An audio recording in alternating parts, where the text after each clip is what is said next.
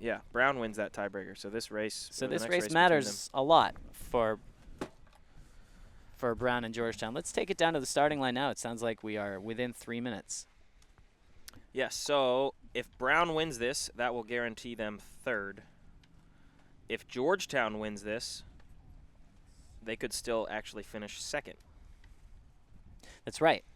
And I just talked to Zach Leonard. I wanted to ask him if we could get any interviews with any of the players, but I spoke to Bill. He said no, they all wanted to go sailing. The coaches said, "Hey, let's put in some subs and give somebody else a chance," and they said, "We're kind of into this." So Well, that's good. it's gonna be it'll be a real race. St. Mary's versus Yale. Well, I hope so, because it would have some. It could potentially have some effects on the outcome. So yeah, and I think it's great. You talk about having fun. This Yale team obviously enjoys what they do. This is a grueling schedule that they have here, but they're having a great time. And what better way to celebrate their team race win by doing another team race against a very worthy opponent in St. Mary's. All right, this race first. Georgetown in blue. There's no blue there at all, Chris. Georgetown, that's black. Yeah, I put the wrong color. That's black. Georgetown in black. Yellow's in, or brown is in what? Yellow. Yellow. Yeah, I messed up the graphic here. You see how that's blue a little bit? Yeah, that's okay. Brown, spinning circles. So again, a win for Brown here would put them tied with Georgetown with 14 wins. Brown would win that tiebreaker. And that would also guarantee St. Mary's second place with 15 wins. If Georgetown wins this race, that would bump them up to 15 wins and put them into a tie with St. Mary's, which would have that last Yale-St. Mary's race have some effects. So let's stick on this Georgetown versus Brown race and see how it goes.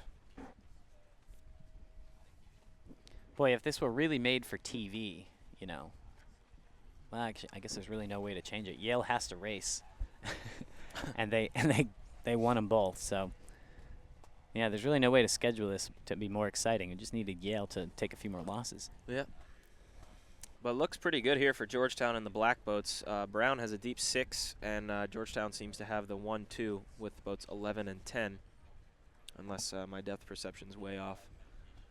I think yes. I'm seeing what you're seeing. And you've got Nevin Snow out on the right corner in boat 12 for Georgetown, grabbing that ace in the hole. Barnard yet again out in first for his team. He's quite good at sailboating. You did say that Brown, I'm reading the chat room here. You did say that Brown wins the tiebreaker over Georgetown, didn't you? That's what my source tells me. Yeah. We can double check that again. No, I think that's right. A lot of what ifs. There always are when you come down to the end like this.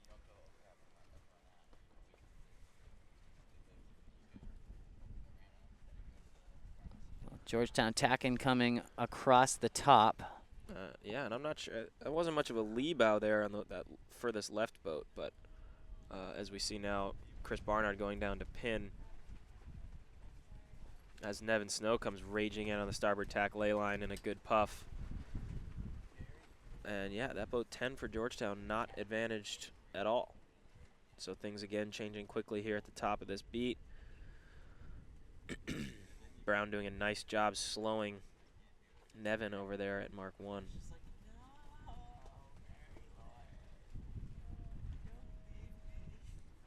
One minute left to go in that for that final race between St. Mary's and Yale.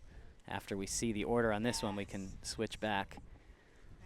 In this one, it's Georgetown around with a 1. Shaping up to be a 1-4-5. Yeah, Brown hasn't gotten there yet, but they are trying to get inside. Looking for that 2-3.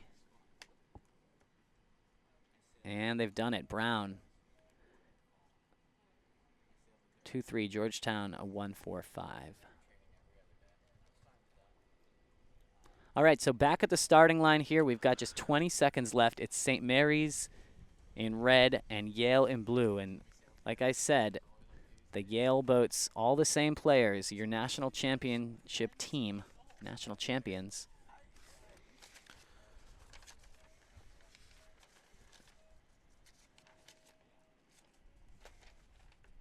Chris Sagerbloom, Kate Gellman, Graham Landy, Heather May, Cam Coleman, and Marlena Fowler, along with the rest of, oh, I'm sorry, we've got some subs in there?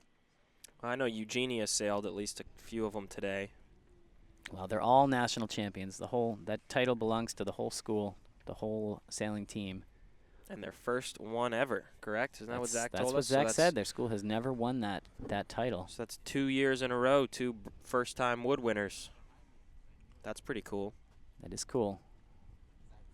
Great to see. I feel like it's been, in some ways, a long time coming. The last few years, Yale has been a perennial participant in the Final Four, but always a bridesmaid, never a bride. Yeah, last year they weren't even invited to the wedding.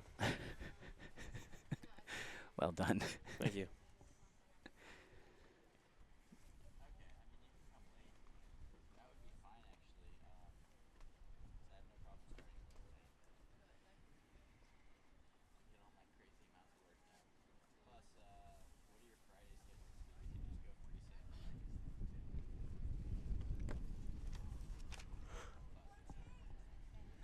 So St. Mary's losing the pair on the left. Looks like they're controlling the pair in the middle and on the right. But it all comes down to the wind shifts here. Maybe we check back with that Georgetown versus Brown race. Black and yellow on the downwind. We see in the background there. It was a 1-4-5 for Georgetown at Mark II.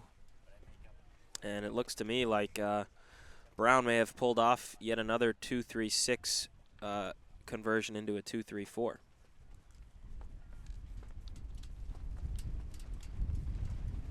Well, Chris is pulling out the ibuprofen. It's been a long couple days in this broadcast booth. My throat is pretty sore. I'll tell you that right now. Yeah, it's But I don't need any Advil. I guess I'm just tougher. That's for my head. I'm not used to this southern Florida sunshine. I think I'm not drinking enough You're water not drinking today. enough water? I think that's what it is. Well, you got to stay hydrated. I'm chugging away here. But no, my throat feels fine. You've been doing most of the talking today, Zeke. And it's been wonderful to have you. Thanks. This is your first Nationals on the mic on the other side.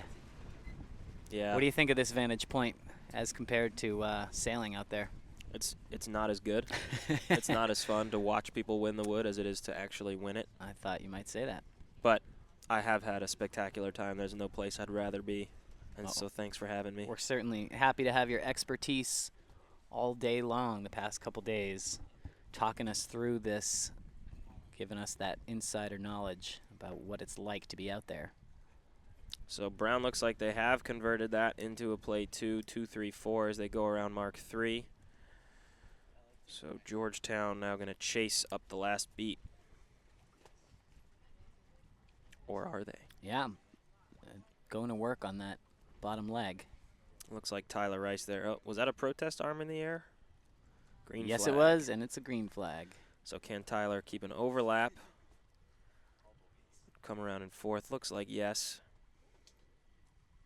And another arm in the air from Nevin Snow of Georgetown, complaining that that first or the second brown boat gave room to Tyler where it wasn't needed. And I heard the whistle, but I don't see the flag. I think it's probably off our screen to the right, which is also out of view in real life. And it's a spin for G-Town, actually. Interesting. So they called for that, and I guess at this point you'd... Yeah, that's You one gotta- where you you're gotta make the losing. call, Yeah, it's yeah. okay to make that call. But quickly, Nevin Snow has passed at least one pair for Brown. Bless you.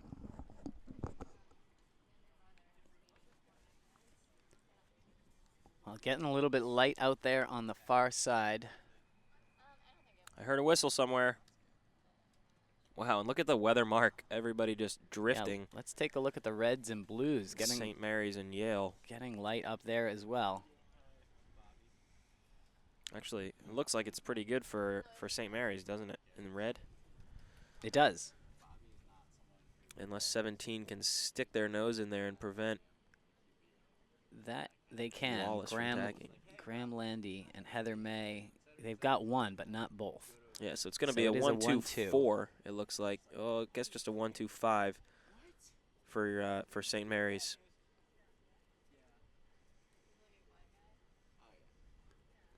So stable winning combination for them. Let's go back to the last beat.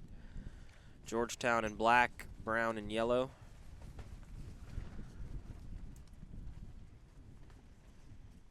Seems like Brown's got it relatively balanced here at play 2 up the last beat. We'll see how this boat 10 comes across. Another whistle. That could be on the other race as well.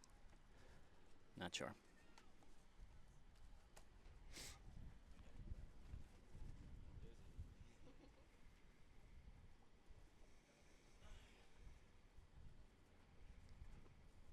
So Chris Barnard there slowing up for Georgetown. He's in the 1. But certainly have a deep 6 after that penalty. And boat 10 seems to be being bounced around here by the 2-3-4 from Brown, doing a really nice job weaving up this last beat is Brown. We've seen it from them all regatta long. Really nice form and nice disciplined team racing for Brown.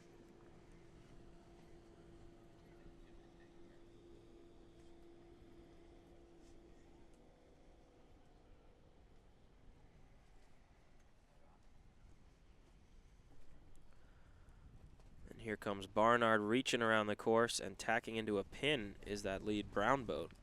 Interestingly, attacking right back with boat 10. So Barnard is getting himself involved here as the 1 coming up to the finish line. That is the move, to try to come down and try to make something happen. You're pretty desperate at that point. And doing all right, as things are at least getting a little closer here, and room to duck. So Brown has now taken the 1. Was that a hand by Barnard? I couldn't see. But Brown may be sailing into a 1-2 now. That is what it looks like here. And across the line, Brown 1-2, increasing their record to 14 so they're wins. going to go to 14 and 9. Even with Georgetown, but winning the tiebreaker. So now we have 2 teams at 14 wins. St. Mary's at 15 wins, and that'll and lock Yale St. Mary's untouchable in to 18. second place. So we were talking about commentary. Justin Law reminded me of 2009 when I invited Jay Law and Andrew Waters onto the microphone during the San Francisco Team Race Nationals. That was quite an experience. I bet it was. Not quite as slick a setup as this. Yeah. But big thanks to Laser Performance for making all this possible, allowing us to get this 30-foot scissor lift and bring in the team from Austin, Chris Love Productions, Reed Sisson directing the show, Reed Connell up in the crow's nest, Zeke Horowitz and myself, Chris Love, on the microphone. And it looks like, I heard a whistle there, but on the last beat it seems like St. Mary's has a relatively stable 1-2 against your national champion Yale Bulldog Eli people. But results should be set now. Yale, of course, on top. St. Mary's is going to be locked into that second spot for the second year in a row with a record of could be 16 and 7 if they win this one. Brown and Georgetown are going to tie on wins at 14 and 9, and we are pretty confident that Brown holds that tiebreaker and will finish third.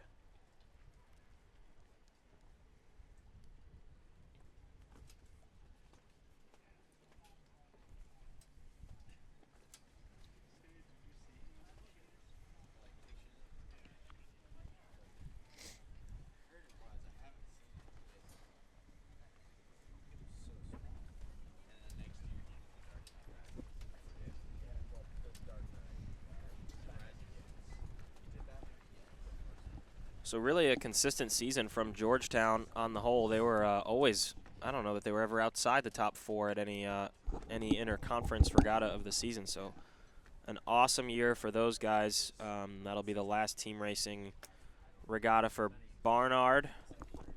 But those other 2 pretty young, so look for them to be around for a while. Yeah, we talked about that at the beginning of the season, a young team, but with a very strong coaching staff and, of course, that team leader, Chris Barnard, Hillary Kenyon, and I think a couple of other upperclassmen crews that really got them prepared for nationals, showing that they were almost ready this year. Look for them in the next couple of years. But today belongs to Yale as they just finished this one up.